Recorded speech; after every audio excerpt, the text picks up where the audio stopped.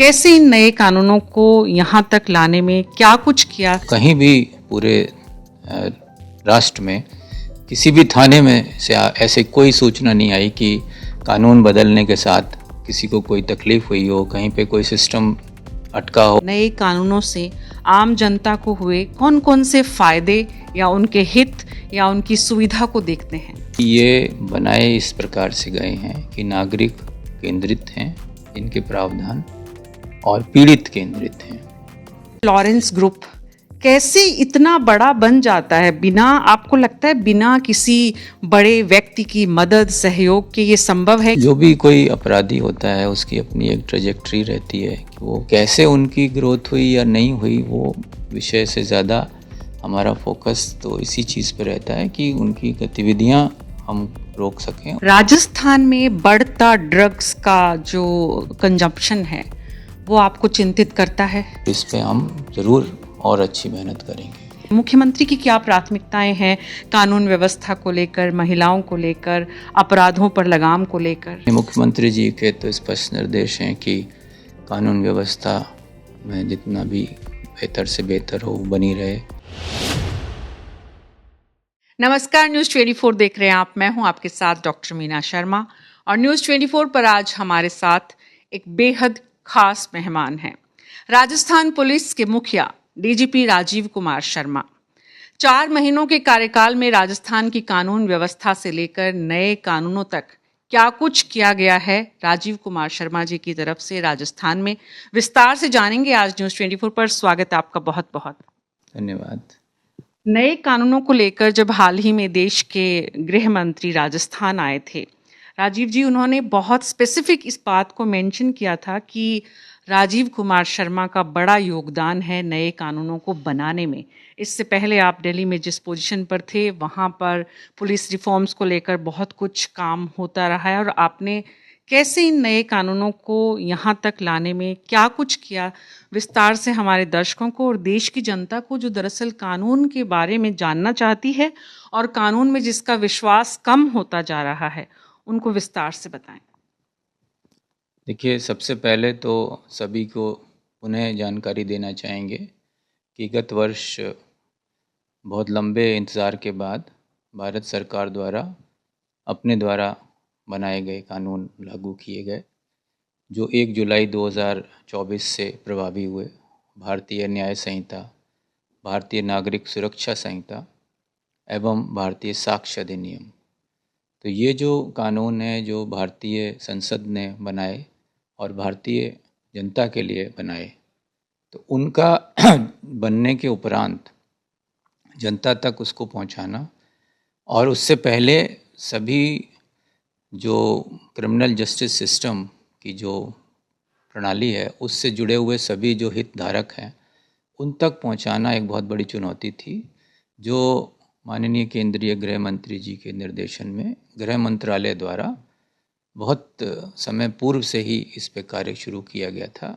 और उसी का ये परिणाम है कि जब ये 1 जुलाई 2024 से लागू हुए तो कहीं भी पूरे राष्ट्र में किसी भी थाने में से ऐसे कोई सूचना नहीं आई कि कानून बदलने के साथ किसी को कोई तकलीफ हुई हो, कहीं पे कोई सिस्टम अटका हो, कहीं पे मुकदमा दर्ज करने में दिक्कत आई हो। तो वो सारी जो तैयारी थी गृह मंत्रालय की, उसका ही ये नतीजा था कि इन कानूनों को बहुत ही आसानी से, सरलता से लागू किया जा सका। पिछले 1 साल में, बल्कि 1 साल से ज़्यादा का समय हो गया है, जुलाई में जब से 2024 में नया कानून अस्तित्व में तीनों आए, उसके बाद से केंद्र की सरकार से लेकर राजस्थान की सरकार लगातार इन कानूनों के बारे में जानकारी के लिए बहुत सारे प्रयास कर रही है। आप 1 साल से ज़्यादा की समयावधि में नए कानूनों से आम जनता को हुए कौन कौन से फायदे या उनके हित या उनकी सुविधा को देखते हैं? इसमें जो जो मेजर जो चेंज है वो है कि ये बनाए इस प्रकार से गए हैं कि नागरिक केंद्रित हैं इनके प्रावधान और पीड़ित केंद्रित हैं। इसमें ये ध्यान रखा गया है कि पीड़ितों को अपनी रिपोर्ट करने में कम से कम परेशानी हो और साथ ही जो उनकी रिपोर्ट एक बार दर्ज हो तो उस पर समय सीमा निर्धारित की गई है कई जगहों पे, उसमें त्वरित उसमें अनुसंधान हो और त्वरित ही उसको न्यायालय में भी उसमें कार्रवाई हो। साथ ही साथ पारदर्शिता लाने के लिए बहुत सारे इसमें प्रावधान हैं। पुलिस की अकाउंटेबिलिटी के लिए भी इसमें प्रावधान रखे गए हैं, जैसे कि वीडियोग्राफी अब अनिवार्य है सर्च एंड सीजर्स की। इसी तरह फॉरेंसिक और डिजिटल एविडेंस को बहुत बढ़ावा दिया गया है, ताकि अनुसंधान में इनकी साक्ष्य को अगर रखेंगे तो प्रकरण में दोष सिद्धि होने की, कन्विक्शन मिलने की संभावना बढ़ती है। तो बहुत सारी ऐसी चीज़ें हैं जिनसे आम जनता को इससे फ़ायदा हो रहा है। जी, बहुत सारी चीज़ों की वजह से आम जनता को जो फ़ायदा हुआ, उससे अगर हम डाटा के पॉइंट ऑफ व्यू से देखें कि आंकड़ों में कितना बदलाव आप देखते हैं, जनता की तरफ से मिले फीडबैक को अगर अपन देखें कि जनता किस तरह के रिएक्शन देखने को मिले हैं, और आपकी खुद की टीम जो है, वो इन नए कानूनों के बाद जब लोगों की बात सुन रही है, तो किस तरह के बदलावों को महसूस कर रही है? जो ट्रांजिशन फेज़ होता है उसमें बहुत सारी चुनौतियां भी होती हैं, तो पुलिस के लिए भी इसमें काफ़ी चुनौतियां रही हैं, अभी भी हैं, कि जो नए मैंडेटरी प्रोविजंस हैं उनको किस तरह से उसकी पालना करें। तो पर अभी तक अनुभव ये रहा है कि सभी ने इसको बहुत पॉजिटिवली अपने रूटीन में शामिल किया है।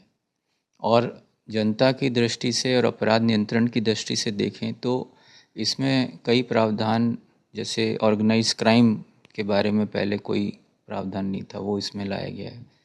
इसी तरह अगर कोई अपराधी बीच में भगोड़ा हो जाता है जो कि न्यायालय में उपस्थित नहीं होता है, अब उसके खिलाफ भी कार्रवाई चल सकती है, जो कि पहले संभव नहीं था। यहाँ तक कि अब विदेश में भी अगर कोई जाके बैठ जाता है तो भी उसके खिलाफ अब ट्रायल संभव है। तो इन सब का जो फ़ायदा है वो सीधे तौर पे अपराध नियंत्रण में मिलेगा। जो ऑर्गेनाइज क्राइम के सेक्शंस पहले जो उपलब्ध ही नहीं थे पुलिस के पास, उनका होने से बहुत फ़र्क पड़ रहा है। जो छोटे मोटे अपराधी थे जो बार बार अपराध करते थे या गैंग बना लेते थे, उनके खिलाफ अब कार्रवाई करना आसान हो गया है। और हो सकता है जो हमारा अपराधों का आंकड़ा है वो इससे कहीं ना कहीं ज़रूर इससे हमें मदद मिलेगी। बहुत सारी बातें आपने बताई कि संगठित अपराध को नियंत्रित करने में जो लोग अपराध करके इस देश से या फिर प्रदेश से कहीं बाहर चले जाते हैं, उन तक पहुंचने में नए कानूनों से मदद मिलेगी। लेकिन आप महसूस करते हैं कि एक साल में जिस आम जनता के हित के लिए इन कानूनों को बनाया गया है, वो आम जनता अभी भी इनका फ़ायदा लेने में उतनी सफल नहीं हो पा रही है, या उन तक और जानकारी बढ़ाने की ज़रूरत महसूस करते हैं? आम जनता तक पहुंचाना इस इतनी बड़ी परिवर्तन को बहुत आसान भी नहीं है, और उसी के लिए लगातार प्रयास किए जा रहे हैं। अभी आपने देखा होगा कि हमने एक प्रदर्शनी भी यहाँ लगाई थी, और जिसमें हमने जनता को भी आमंत्रित किया था, और उसका उद्देश्य यही था कि जो नए कानून के जो मुख्य प्रावधान हैं वो एक सरल तरीके से आधा घंटे में ही उनके बारे में लोगों तक जानकारी पहुंच सके। अब उसका हमने एक वीडियो भी तैयार कर रहे हैं, जो हम जगह जगह अपने थानों को भेजेंगे, ताकि न केवल पुलिसकर्मी पर उनके द्वारा जो लोकल स्थानीय नागरिक हैं उन तक भी इन नए कानूनों के बारे में जानकारी दी जा सके। पहले भी इस तरह के कई प्रयास किए गए हैं। गत वर्ष जब ये शुरू हुए थे तब भी माननीय मुख्यमंत्री जी ने सारे थानों को जोड़ के एक विशेष कार्यक्रम इस संबंध में आयोजित किया था। उसके बाद भी अलग अलग स्तर पे, थाना स्तर पे इस बारे में, इस संबंध में इवेंट्स किए गए हैं, और अब उनको वापस जो हमने अभी एग्जीबिशन लगाई थी उसके वीडियो को हम सर्कुलेट करेंगे ताकि वो जनता तक और इसकी बारीकियां पहुंच सकें। जी, आम जनता तक पहुंचाने के लिए आप कुछ और प्रचार प्रसार के माध्यमों का सहारा लेंगे, लेकिन आपकी टीम, आपने बताया कि वो भी चुनौतीपूर्ण है, अपनी टीम को भी नए कानूनों के बारे में ठीक से समझाना। आप मैराथन बैठकें कर रहे हैं अपनी टीम के अलग-अलग स्तर के अधिकारियों के साथ, यहाँ तक कि पुलिस जो कांस्टेबल्स तक, थानों तक पहुँचे, डिवीज़न तक गए आप।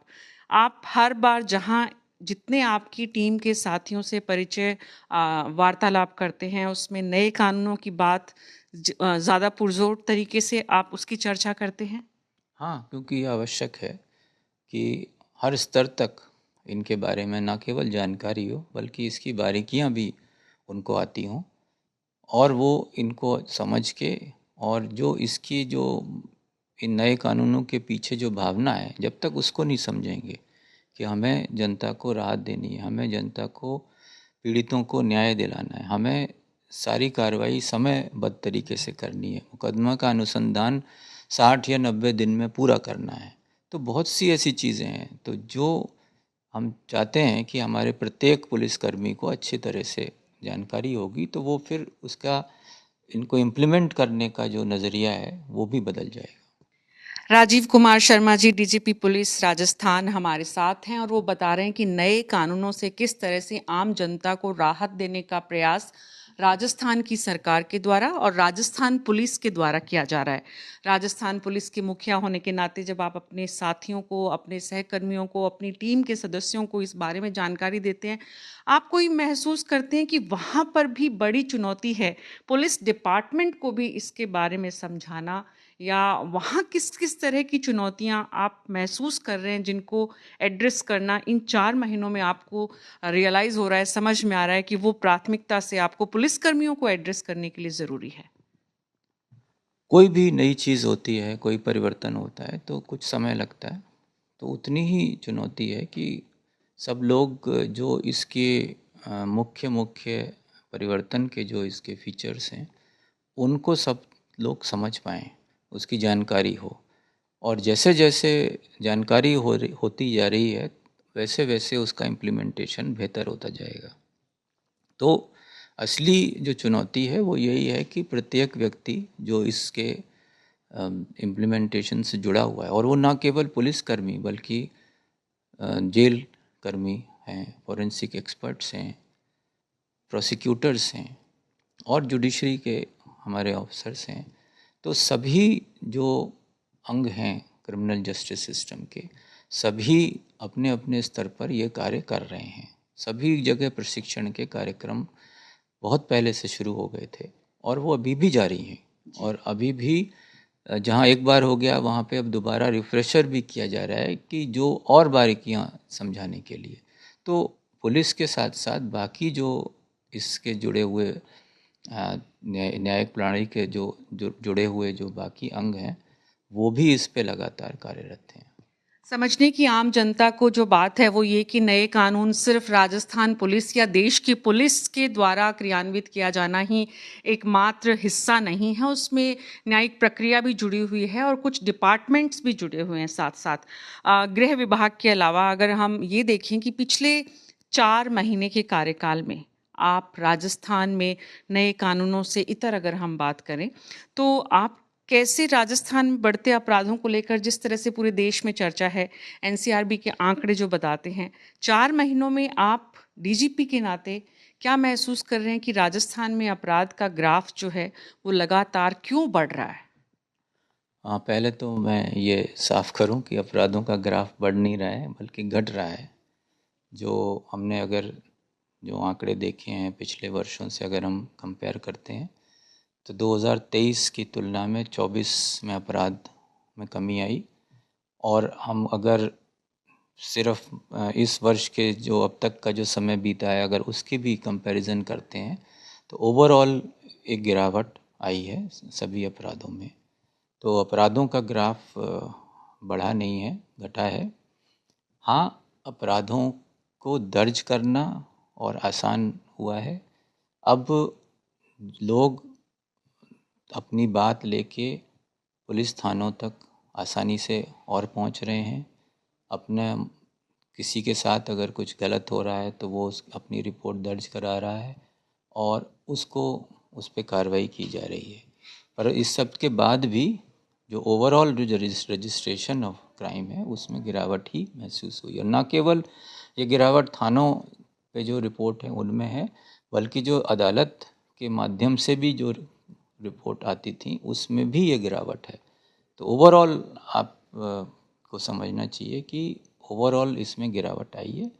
फिर भी अपराध घटित होते हैं, ये नहीं है कि अपराध होना बंद हो गया हो। गिरावट ज़रूर है पर फिर भी अपराध हैं और हमारे समक्ष बहुत सारी चुनौतियां हैं जिनके लिए हम लगातार कार्यरत भी हैं। डीजीपी के नाते जितनी सारी चुनौतियां हैं, उनमें सबसे बड़ी चुनौती जो आप प्राथमिकता से जिसकी तरफ काम कर रहे हैं, पिछले 4 महीनों में आपके काम की दिशा जिस तरफ गई है, वो क्या है? ज़रा विस्तार से हमारे दर्शकों को बताएं सर। संगठित अपराध एक चुनौती है जिसमें लगातार और काम किया जा रहा है। साइबर क्राइम एक दूसरा चुनौती है। तीसरा बड़ा चुनौती हमारे नशे के खिलाफ हमें कार्रवाई करनी है, जिसका प्रचलन गत समय में बढ़ता हुआ प्रतीत हुआ है। इसके अलावा जो भी अपराध हैं या जहाँ जहाँ पे भी महिलाएं असुरक्षित महसूस करती हैं, उन पे प्रभावी कार्रवाई करना, ताकि प्रदेश में महिलाएं, बच्चे, बच्चियां अपने आप को सुरक्षित महसूस करें। तो ये कुछ हैं। और साथ ही साथ जो हमारे पुलिसकर्मी हैं, उनके कार्यस्थल पे जो हमें उनको जो टूल्स, उनको जो टेक्निक्स उनके पास उपलब्ध होनी चाहिए, उनके जो एक मूलभूत सुविधाएं होनी चाहिए, वो हम उपलब्ध करा पाएँ। तो इन सब पे अभी फोकस है। बहुत इम्पॉर्टेंट बात की तरफ आपने ध्यान दिलाया है कि राजस्थान पुलिस इक्विप्ड उस तरह से नहीं है जितने होने की ज़रूरत है, और शायद ये देश के हर राज्य की पुलिस के साथ है। राजस्थान पुलिस की इस चुनौती और इस समस्या, क्योंकि ये समस्या बार बार उठती रही है समय समय पर, जब भी अपराध की बात, खास करके जब सरकार में विपक्ष या आम आदमी परेशान होकर जब अपराधों की चर्चा करता है, तो ये बात बार बार आती है कि पुलिस जो है वो बेचारी है, पुलिस के पास कुछ है ही नहीं, तो पुलिस काम कैसे करे? अपराधी उनसे कहीं ज़्यादा आगे रहते हैं संसाधनों के लिहाज से। तो लगातार अपडेट करने की हमेशा ज़रूरत रहती है, चाहे वो कानून की जानकारी हो और चाहे वो संसाधन हो। तो उसके लिए हमें समय समय पे अपने आप को अपडेट करना होता है। तो हम, ये एक अनवरत प्रक्रिया है, तो उसके लिए हम पुनः इसमें प्रयासरत हैं। जो भी हमारे ख़ास तौर से साइबर क्राइम के लिए हमें बहुत सारे संसाधनों की जो आवश्यकता है, तो उस संबंध में देश में विदेश में कौन से आधुनिकतम तकनीक हैं जिनका इस्तेमाल किया जा रहा है ऑलरेडी कहीं और, तो उन सब को चिन्हित करके उस संबंध में हमने एक अपना प्रपोज़ल भी तैयार किया है। और कोशिश यही है कि राजस्थान पुलिस किसी भी अन्य राज्य या किसी भी अन्य देश की तुलना में जो भी अधिक से अधिक लेटेस्ट टेक्निक्स हैं उनका इस्तेमाल कर सके। राजीव कुमार शर्मा जाने जाते हैं नवाचारों के लिए। जहाँ भी आप रहे, आपने कोशिश की डिलीवरी देने की, और आपकी जो जनता में छवि है, इमेज है, एक बहुत ही साफ सुथरी छवि वाले डीजीपी जब सुनते हैं अपने पुलिस के सहकर्मियों के बारे में कि किस तरह से एसीबी के ट्रैप में पकड़े जाते हैं, कैसे करप्शन के चार्जेस लगते हैं, कितने आहत होते हैं आप? ये तो कभी अच्छा नहीं लगता कि कोई भी इस तरह की बात आए, और कोई भी कार्मिक है जो ख़ास तौर से अगर वो आपके साथ का है, तो उस पे इस तरह का कोई आरोप लगता है तो वो दुखद ही स्थिति होती है।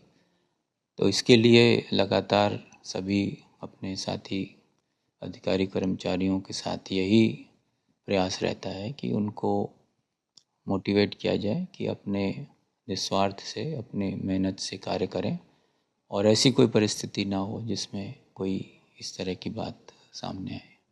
राजीव कुमार शर्मा जी, आप विभिन्न पदों पर रहे, राजस्थान पुलिस में, देश में, केंद्र में, सीबीआई में भी आपने काम किया, और भी बहुत सारी पोजीशंस पे आप रहे। लेकिन जब आप कहते हैं कि आपको भी कष्ट होता है, तकलीफ होती है, पुलिस पर एसएचओज और खास करके थानों के लेवल पे जो करप्शन है, वो कितनी बड़ी चिंता का विषय है राजस्थान पुलिस के मुखिया के लिए? देखिए, ये तो स्पष्ट है कि करप्शन को लेके ज़ीरो टॉलरेंस है, जो हमारी विभाग की तरफ से भी है और माननीय मुख्यमंत्री जी का भी इस बारे में पूरा स्पष्ट निर्देश हैं कि इसमें कोई किसी तरह का कोई समझौता नहीं होना चाहिए। तो जहाँ भी इस तरह की कोई बात नज़र आती है तो उसमें इमीडिएट एक्शन ही एकमात्र विकल्प है। और ये चीज़ सभी को स्पष्ट कर दी गई है कि अगर भ्रष्टाचार की बात आएगी तो उसमें किसी भी तरह का कोई रियायत की संभावना नहीं है, ना विभाग के स्तर पे है और ना ही राज्य सरकार के स्तर पे है। तो मुझे लगता है कि इससे आपको इसका असर भी धीरे धीरे नज़र आएगा। मुख्यमंत्री जी अपने कार्यकाल के 2 साल पूरे करने वाले हैं और जब तक उनके 2 साल पूरे होंगे, आपके 6 महीने पूरे हो जाएँगे डीजीपी राजस्थान पुलिस के रूप में। कैसे देखते हैं आप अपने कार्यकाल को कि पिछले 6 महीने में राजस्थान पुलिस को आप कहाँ से कहाँ लेकर आए? क्या पाते हैं आप? अभी 6 महीने तो नहीं हुए हैं, पर अ, ये तो एक प्रोसेस है जो अभी शुरू हुई है और प्रयास ये है कि जितना अच्छे तरीके से, साफ तरीके से काम हो सके और जो अपेक्षाएं हैं, चाहे वो जनता की हैं या राज्य सरकार की है, उन पे हम काम कर सकें, क्योंकि राजस्थान हमेशा अच्छे शांति प्रिय प्रदेश में जाना जाता रहा है और गत समय में यहाँ पे लोगों का इन्वेस्टमेंट में भी और भरोसा बढ़ रहा है। तो वो और किस तरह से उसको आगे ले जाएं और किस तरह से अच्छा वातावरण दें और यहाँ के नागरिकों को किस तरह से अच्छा माहौल दें, तो उसके लिए प्रयासरत हैं, कोशिश जारी है। जी, आपने कहा कि आपने प्रपोज़ल बनाया है कुछ राजस्थान पुलिस को कैसे वेल इक्विप्ड किया जाए उसके लिए। क्या कुछ उसमें आप शामिल करने जा रहे हैं जिससे कि अपराधों पर नियंत्रण लगेगा? कुछ इस बारे में आप बताना चाहेंगे? उसमें जो अपने टूल्स हैं, जो होने चाहिए उस तरह से जो जो भी संसाधन जो पुलिस को आवश्यक होते हैं, तो उन सब को लेके उसमें मैन पावर के अलावा और दूसरा आगे से जो प्रोफेशनल एक्सपर्ट्स हैं उनकी भी सेवाएं लेने का विचार है, ताकि हमें जहाँ जहाँ पे हमारे जो रूटीन पुलिसिंग का कार्य के अलावा जो सब्जेक्ट एक्सपर्ट्स हैं उनकी भी मदद लेके हम आगे काम करना चाहेंगे। जी। राजस्थान पुलिस में हमेशा एक विषय स्टाफ का भी रहता है और समय की कमी उस स्टाफ के पास आपकी तरह भी रहती है। तो उस स्टाफ की कमी को पूरा करने के लिए आप क्या कर रहे हैं? स्टाफ की कमी, जैसे जो हमारी जो पॉपुलेशन है उसके मुताबिक जितना पुलिस बल होना चाहिए वो पर्याप्त तो नहीं है, पर एक तरफ तो ये प्रयास रहता है कि हम जितना अधिक से अधिक इसको बढ़ा सकें, क्योंकि आर्थिक संसाधन भी सीमित होते हैं। तो हर वर्ष कोई ना कोई नया उसमें लोग जुड़ते ही हैं। अभी आपने देखा होगा, अभी कांस्टेबल्स की भर्ती हमारी अभी चली रही है, तो हर वर्ष कुछ ना कुछ लोग नए जुड़ते हैं। पर उसके साथ साथ ज़रूरी ये भी है कि जितने लोग हैं वो अपना ऑप्टिमम आउटपुट दें। तो ये दोनों चीज़ें साथ साथ चलती रहेंगी। एक तो कोशिश कि हम और लोगों को जोड़ सकें, जो हमारी वैकेंसीज़ हैं उनको हम भर पाएँ, और जहाँ पे रिक्वायरमेंट है नए पदों के सृजन की, वो हम राज्य सरकार से आग्रह करें कि उनको सृजित किया जाए। और साथ ही साथ जो हमारे पास ऑलरेडी मैन पावर है उसको हम अधिकतम इस्तेमाल करें, ताकि और अच्छा काम हो सके। राज्य सरकार से आग्रह करेंगे आप तो निश्चित रूप से आप स्थिति को भी बताएँगे कि दरअसल स्थिति क्या है? राज्य सरकार ने अपने दूसरे बजट में राजस्थान के मुख्यमंत्री वित्त मंत्री ने ख़ास करके इस बात की घोषणा की थी कि साइबर अपराधों को रोकने के लिए काफ़ी अच्छा बजट दिया गया था। उस बजट का अभी तक हुआ नहीं है कुछ भी ऐसा आप महसूस करते हैं कि उसमें थोड़ी स्पीड अप होने की ज़रूरत है चीज़ों को?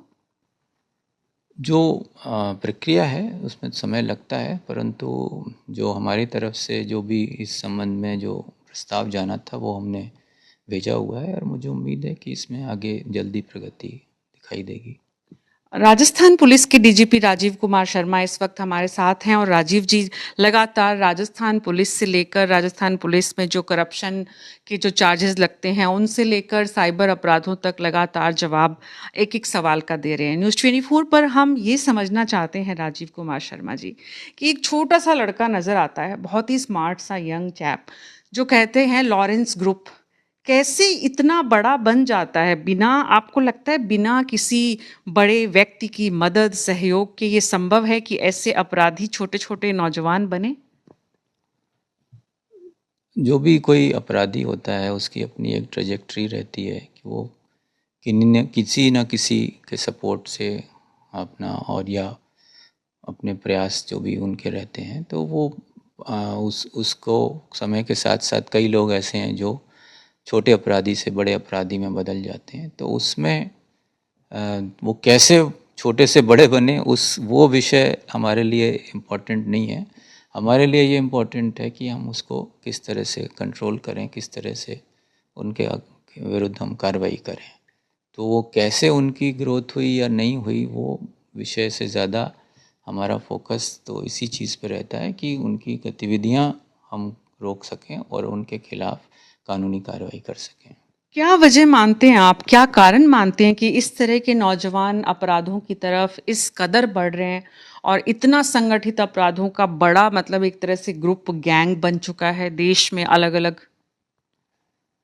मुझे लगता है कि जो एक बहुत जल्द अमीर होने की जो प्रवृत्ति लोगों के दिमाग में आती है, ख़ासतौर से जो युवा जो सोचते हैं कि कम मेहनत किए बिना इंतज़ार किए और वो सब कुछ हासिल किया जाए, तो वो एक जो गलत मन में जो ये एक भाव पैदा हो जाता है और कुछ लोगों की इस तरह से गलत संगति में आके उनको इस तरह का प्रलोभन मिल जाता है कि अगर आप अपराध करेंगे तो आपको इसमें तो पर उस समय वो ये लोग भूल जाते हैं कि ये एक क्षणिक लाभ तो है कि हो सकता है कि आपको एक छोटे से अपराध करने के लिए एक अच्छी एक मुश्त अमाउंट मिल जाए जो आपको मेहनत करने से शायद उसमें थोड़ा ज़्यादा समय लगता, परंतु वो लोग भूल जाते हैं कि इसका अल्टीमेट अंत क्या है और वो जिस रास्ते पे जा रहे हैं उसमें ये हो सकता है कि ये आपको 10 दिन, महीने, 2 महीने, 6 महीने आपको लाभ दिखता हो, परंतु अंत उसमें सबका खराब ही है। या तो जेल के पीछे या फिर पूरा जीवन उनका किसी न किसी तरह से खराब ही होना है, या फिर पुलिस से भागते रहना है, परिवार से अलग रहना है और उनको सज़ा मिलनी ही मिलनी है। ऐसा मुझे कोई चीज़ कोई व्यक्ति अपराधी नहीं ध्यान में आता कि जो अपने अपराध करता रहा हो और उसको कभी भी कोई सज़ा ही नहीं मिली हो। तो ये चीज़ अगर युवा उस तरह से सोचेंगे और जो क्षणिक लाभ को छोड़ के लंबे समय में उनके भविष्य में क्या चीज़ उनके लिए बेहतर है और किस तरह से मेहनत से अगर कोई अर्जित करी हुई चीज़ होगी उसकी क्या वैल्यू है, अगर उसको समझेंगे तो शायद वो गलत रास्ते पे नहीं जाएंगे। राजीव कुमार शर्मा जी, नई पीढ़ी और नौजवान बार बार ये सवाल करते हैं, सोचते हैं और उनके जहन में ये चलता रहता है कि आखिर जेल के भीतर बैठकर भी कोई कैसे इतनी लगातार आपराधिक गतिविधियां संचालित कर सकता है? जेल में कई बार आप देखते हैं हम अखबार में कि कोई मोबाइल मिले हैं, चेकिंग में मिले हैं, जेल से इस तरह से कोई मैसेज हो रहे हैं। तो ये कई बार इस तरह की परिस्थितियां सामने आती हैं, परंतु मुख्य बात यह है कि ऐसे लोगों को फॉलो करने वाले लोग, जो मैंने अभी पूर्व में आपसे कहा था कि जो क्षणिक लाभ वाली बात है, तो अभी भी कई लोग ये मानते हैं कि भले ही कोई अपराधी गिरफ्तार हो गया है परंतु फिर छूट के आएगा, फिर उसका वापस वो अपराध कर पाएगा। तो उस तरह की एक गलत धारणा रखते हैं कि उसका प्रभाव कम नहीं होगा या उसके किसी दबाव में रहते हैं। ज़्यादातर इसमें प्रलोभन के साथ साथ दबाव भी रहता है ना किसी किसी तरह का। तो उसमें मेरा अनुरोध है जनता से आपके माध्यम से कि ऐसे दबाव में ना आए और ऐसे प्रलोभन में भी ना आए, और अगर ये महसूस कर लें कि अगर वो किसी के लिए आज गलत काम के लिए हामी भर रहे हैं तो कल कोई दूसरा व्यक्ति उनके खिलाफ भी उसी तरह के गलत काम के लिए हामी भर सकता है। तो जो आप किसी दूसरे के बारे में गलत सोच रहे हैं या गलत करने का प्रयास कर रहे हैं, तो ये भी संभव है कि कल खुद के साथ भी उस तरह का गलत व्यवहार, गलत काम हो सकता है। तो अगर ये सोच रहे कि हमें इस तरह के अपराध में नहीं लिप्त होना है, और चाहे अपराधी सामने हो, चाहे वो जेल में हो, कहीं से भी इस तरह से अगर कोई इस तरह से उनको कोई टास्किंग करता है, तो इससे बच के रहने में ही भलाई है। राजस्थान पुलिस के डीजीपी के रूप में जब आप ये कहते हैं कि आप अखबारों में पढ़ते हैं कि कभी जेल में मोबाइल मिला, बहुत कुछ हम सुनते भी हैं कि जेल प्रशासन किस तरह से अपराधियों की मदद करता है। डीजीपी के रूप में आप अपने आप को भी इस बात से कहीं परेशान पाते हैं कि जेल प्रशासन में बैठे हुए आपके जो टीम के लोग हैं वो इस तरह का व्यवहार करते हैं और अपराधियों का साथ देते हैं? जेल प्रशासन के कार्य के बारे में मेरा कुछ भी कहना उचित नहीं होगा, क्योंकि वो हमारे नियंत्रण में नहीं है। और जहाँ तक मेरी जानकारी है, जेल प्रशासन की हमेशा यही प्रयास रहा है कि प्रभावी नियंत्रण अपराधियों पे रहे। हाँ, एक सच्चाई ये भी है सामने कि जेल में जिस तरह की जो व्यवस्था है, उसमें मैन पावर रिसोर्सेज का बहुत उसमें कमी है, जो मैंने दूर से बाहर से देखा है। और वहाँ पर जो जिस तरह से जितना संख्या बल होना चाहिए अधिकारियों का, कर्मचारियों का, उस अनुपात में अभी भी शायद नहीं है। तो यदि आपको कहीं जेलों में कोई इस तरह की दिखती है कोई चीज़, तो उसके पीछे आपको ये भी देखना होगा कि क्या इसके पीछे कोई और कारण तो नहीं है, क्योंकि ये इसको आप उनको इसके लिए सीधे सीधे जिम्मेदार जो अगर ठहराएं तो वो भी गलत है। सिर्फ आरोप नहीं लगाए जा सकते जेल प्रशासन पर, वहाँ पर जो कमियां हैं उनको भी देखा जाना ज़रूरी है। डीजीपी के रूप में जब आप अपने 4 महीने के कार्यकाल को देखते हैं, तो अब 4 महीने की क्या उपलब्धि देखते हैं, क्या पाते हैं आप? उपलब्धि तो मैंने अभी ऐसा कोई इस तरह से तो नहीं सोचा कि उपलब्धि की कोई बात हो, पर यह है कि लगातार बहुत सारी चीज़ें हैं जो शुरू की हैं, बहुत सारे काम हैं जो अभी करने हैं, और बहुत सारा एरियाज़ हैं जिनमें फोकस करना है। तो बहुत कुछ है करने के लिए, तो उसको भी शुरुआत की है। तो अभी से उसमें उपलब्धि वाली बात पे ध्यान नहीं है, अभी तो इस पे ध्यान है कि और क्या-क्या चीज़ें हैं जिनको हमें शुरू करना है और क्या-क्या चीज़ें हैं जिनको हमें बेहतर करना है। जी। 4 महीने में आपने जितनी मैराथन बैठकें की हैं, जितने आप अपने टीम के लोगों से मिले हैं, मुखिया जब आप किसी भी विभाग के, किसी भी डिपार्टमेंट के या किसी भी संस्था के होते हैं, तो आप सब कुछ जानते हैं अंदर का, अच्छा भी, बुरा भी। वो चीज़ जो आपको परेशान करती है पुलिस विभाग में मुखिया होने के नाते, वो जो आप जनता के साथ साझा करना चाहें? नहीं, मुझे तो सब अच्छा ही दिखता है। कोई ऐसी कोई चीज़ नहीं दिखती कि कोई ख़राब हो। अ, और जब अच्छा दिखता है तो यही दिखता है कि और अच्छा किया जा सकता है। तो कोशिश यही है कि जो अ, जिसमें हमारे लोगों में जितना काम करते हैं, जितनी मेहनत करते हैं, उसको मुझे मेरा पर्सनली ये बहुत मानना है कि किसी भी विभाग की तुलना में पुलिसकर्मी सबसे ज़्यादा कार्य करते हैं। पुलिसकर्मी सबसे ज़्यादा कार्य करते हैं और सबसे ज़्यादा आरोपों के और जनता के निशाने पर रहते हैं पुलिसकर्मी। आप इस बात को भी शिद्दत से महसूस करते हैं, इसमें सच्चाई है? वही एक दुखद स्थिति है कि इतना काम करने के बाद जिस तरह का एप्रिसिएशन हमारे लोगों को मिलना चाहिए, जो धूप में, सर्दी में, बरसात में काम करते हैं, घरों से दूर रह के काम करते हैं, रात में काम करते हैं, दिन में काम करते हैं, तो उसको कई बार हमारे कुछ लोगों के गलत व्यवहार से या गलत आचरण की वजह से वो कई अच्छी चीज़ें हैं जो छुप जाती हैं और जो ख़राब चीज़ें हैं वो हाईलाइट हो जाती हैं। तो वही एक चीज़ है जिसमें हमें और ध्यान देना है, जो हम अपने साथियों से लगातार कह रहे हैं कि अच्छे काम अगर हम करते रहेंगे।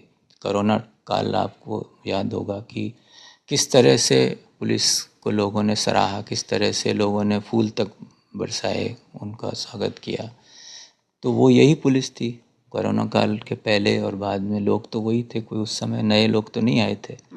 तो वो चीज़ हमें मतलब राजस्थान पुलिस के जवानों को, अधिकारियों को भी याद रखने की ज़रूरत है कि यही लोग थे जिन्होंने हमें हमारे कार्य के लिए बहुत सराहा, बहुत हमारी प्रशंसा की। और लोगों को भी याद रखना चाहिए कि यही वो पुलिस थी जिसको हमने देखा और इन्होंने दिन रात उन परिस्थितियों में भी खड़े रह के काम किया। लोगों की जब आप बात करते हैं तो लोगों के द्वारा और ख़ास करके जनप्रतिनिधियों के द्वारा पुलिस के साथ कई बार हाथापाई और मारपीट का व्यवहार भी देखने को मिलता है। जब इस तरह की घटनाएं होती हैं तो ये कहा जाता है कि दरअसल पुलिस जो है वो बहुत प्रेशर में है और ख़ास करके पॉलिटिकल प्रेशर। कितना आप इस चेयर पर बैठकर इस पॉलिटिकल प्रेशर को झेल रहे हैं? प्रेशर तो कोई ऐसा नहीं अभी तक महसूस हुआ।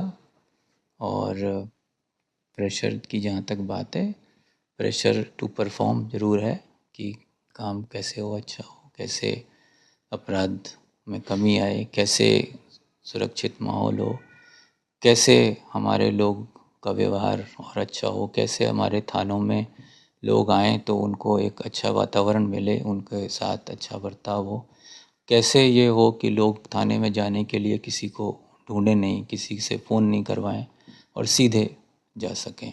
तो उस तरह का प्रेशर तो ज़रूर है कि ये सब चीज़ें कितनी जल्दी और किस तरह से संभव हो पाएंगी, उसको कैसे अचीव करना है, ये प्रेशर तो है। जी, तो परफॉर्मेंस का दरअसल प्रेशर है। राजस्थान के मुख्यमंत्री लगातार ये कहते हैं कि राजस्थान की जनता को सुरक्षित माहौल और ख़ास करके महिलाओं को लेकर बार-बार उनकी तरफ से बयान आते हैं। मुख्यमंत्री की क्या प्राथमिकताएँ हैं कानून व्यवस्था को लेकर, महिलाओं को लेकर, अपराधों पर लगाम को लेकर? माननीय मुख्यमंत्री जी के तो स्पष्ट निर्देश हैं कि कानून व्यवस्था में जितना भी बेहतर से बेहतर हो बनी रहे। महिला सुरक्षा पे विशेष ध्यान देने के लिए उन्होंने हमें निर्देशित किया है। और जो ड्रग्स के अगेंस्ट कार्रवाई करने के लिए और गैंगस्टर्स के खिलाफ कार्रवाई करने के लिए लगातार उनका फोकस रहा है। उसके लिए कई बार इस संबंध में उन्होंने समीक्षा बैठक भी की है और उन्होंने हमें आश्वस्त भी किया हुआ है कि हमारे जो भी इस संबंध में हमारी जो रिक्वायरमेंट्स हैं वो हमें समय समय पे उपलब्ध होती रहेंगी। राजस्थान में बढ़ता ड्रग्स का जो कंजम्पशन है, वो आपको चिंतित करता है? हाँ, इसीलिए हमने कहा कि शुरू में ही कि एक बहुत बड़ी प्राथमिकता आज की तारीख में ड्रग्स के खिलाफ कार्रवाई करने की, और इस संबंध में हमने ऑलरेडी शुरू किया है। एक IG anti narcotics task force हमने अपॉइंट किए हैं, उनके साथ हमने एक टीम तैयार की है। राज्य में 18 पुलिस चौकियां सिर्फ इसी एएनटीएफ के अंतर्गत स्थापित की जा रही हैं। 10 तो ऑलरेडी आज की तारीख में कार्यरत हो चुकी हैं और ऑलरेडी इसके कुछ परिणाम आए हैं। इन्होंने अभी कुछ रिसेंटली कई अच्छी कार्रवाइयाँ भी की हैं। तो ये एक पूरी डेडिकेटेड टीम पूरे राज्य में जिसका काम सिर्फ ड्रग्स के ऊपर ही कार्रवाई करना है, वो हमने तैनात की है और इस पे हम ज़रूर और अच्छी मेहनत करेंगे। निश्चित रूप से आप राजस्थान को पंजाब नहीं बनाना चाहेंगे या बनने देंगे, लेकिन पेरेंट्स कुछ ऐसे आपके सामने आए हैं जिन्होंने अपने बच्चों की इस तरह की परेशानियों को पुलिस के साथ साझा किया और दूसरे बच्चों को बचाने का कुछ इस तरह के केसेस इन दिनों में पेरेंट्स की तरफ से देखने को मिले?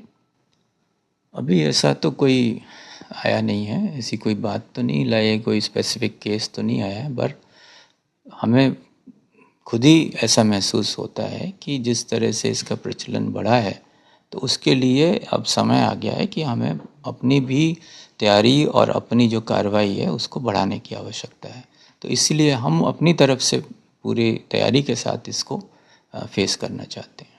नई पीढ़ी कैसे ड्रग्स का जो राजस्थान में खास करके विद्यालयों के आसपास इस तरह का जो व्यापार एक बढ़ रहा है, उससे कैसे अपने आप को बचाएं, इसको लेकर भी डीजीपी राजीव कुमार शर्मा ने स्पष्ट रूप से कहा है कि माँ बाप पेरेंट्स को चिंतित होने की ज़रूरत नहीं है। राजीव जी, बहुत बहुत शुक्रिया न्यूज़ 24 से इतनी विस्तार से आपकी पिछले 4 महीने के कार्यकाल और आपके आने वाले समय के लिए आपने जो कुछ दिशा तय की है उसके लिए बात करने के लिए धन्यवाद।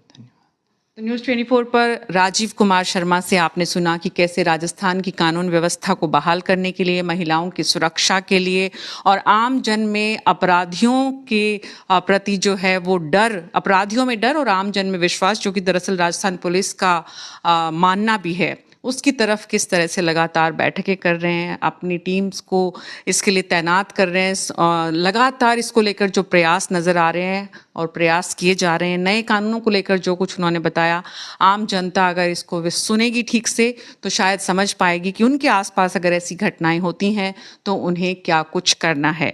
न्यूज़ 24 पर इसी तरह से राजस्थान की विशेष हस्तियों से हम आपको मिलवाते रहेंगे। अभी मेरे साथ इतना ही। नमस्कार।